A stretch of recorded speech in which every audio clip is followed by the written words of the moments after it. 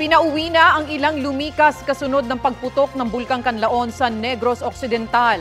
Sila yung mga nasa labas ng danger zone. Ang ilang negosyo naman, walang kinikita dahil walang customer.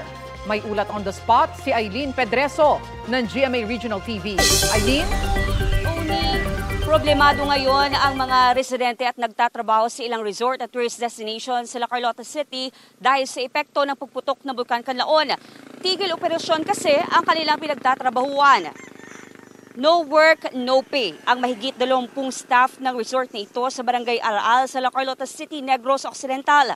Matapos kasi pumutok ang Mount Kanlaon noong Lunes, ay itinigil muna ng resort ang operasyon nito. Wala rin namang pumupuntang customer dahil na rin sa takot. Hindi magamit ang mga swimming pool na nabalutan ng abo. Pating ibang amenities ng resort, apektado rin ang pagputok ng bulkan. Pahirapan naman sa paglilinis sa cottages at mga upuan. Kahit apektado ang kita, ay tinitiyak naman umano ng kanilang employer na hindi pababayaan ang kanilang mga pangangailangan. Itinigil rin ang operasyon ng Mount Kanlaon Natural Park sa sitio Gintubdan, Barangay Araal. Samantala, maliban sa tao, apektado rin ang pagputok ng bulkan ang mga alagang hayop ng mga residente, kagaya na lang ng mga kambing, kalabaw at baka.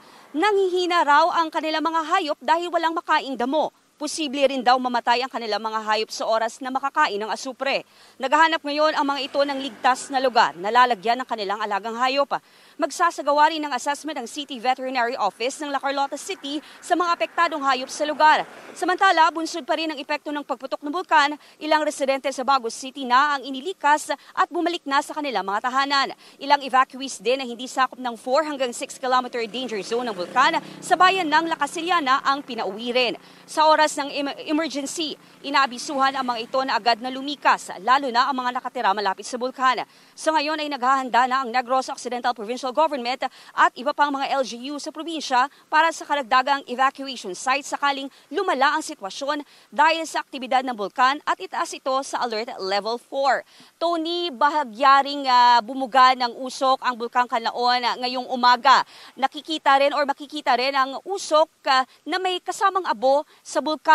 Tony, pinag-iingat rin ang mga residente ng FIVOX sa posibleng banta ng ashfall. Yan muna ang latest mula dito sa La Carlota City. Balik sa inyo dyan, Tony. Maraming salamat, Eileen Pedreso ng GMA Regional TV.